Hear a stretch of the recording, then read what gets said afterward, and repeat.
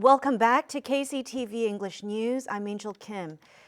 The revised bill of the April 3rd Special Act has been passed by the National Assembly's Legislation Subcommittee.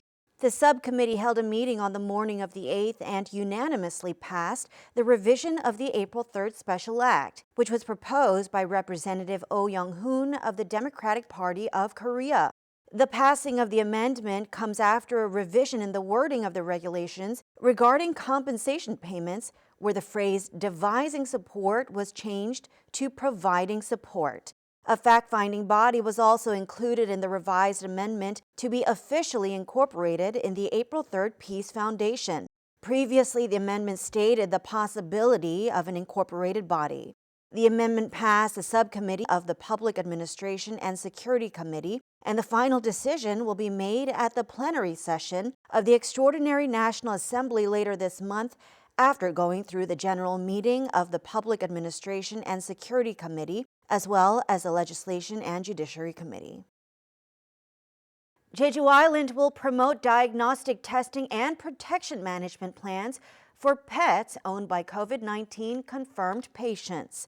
Pets of COVID-19 patients that cannot be taken care of will be placed in temporary foster care at one of 12 veterinary hospitals in the province for a fee. Free diagnostic tests will be conducted on all animals that exhibit signs or symptoms of COVID-19.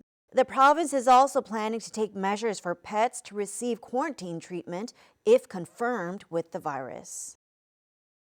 The proposed amendment of the April 3rd Incident Special Act that will offer compensation for the victims and bereaved families has been passed by the National Assembly's Standing Committee. The final confirmation for the amendment will be made at the National Assembly's plenary session. Todd Thacker reports. The April 3rd Incident Special Act was passed in the year 2000 and has subsequently been amended 5 times.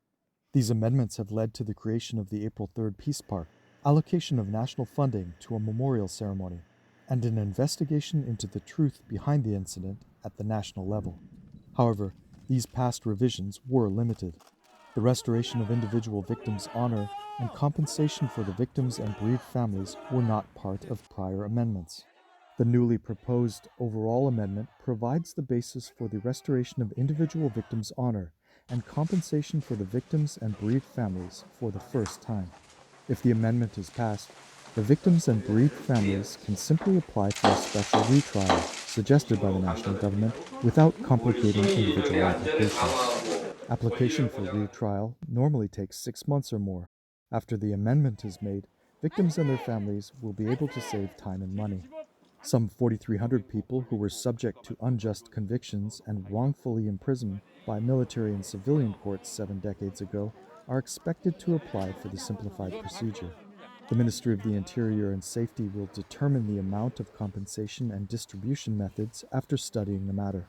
Funding for the compensation is expected to be included in the 2022 national budget. With this year's ceremony to commemorate the tragic incident fast approaching, the proposed amendment was passed at the last minute by the Legislative Subcommittee. The amendment still needs to be approved at the National Assembly's plenary session. Todd Thacker, KCTV. Thank you for joining us today at KCTV English News. Please follow us on YouTube at KCTV E-News Jeju and on KCTV's VOD service. Have a great evening.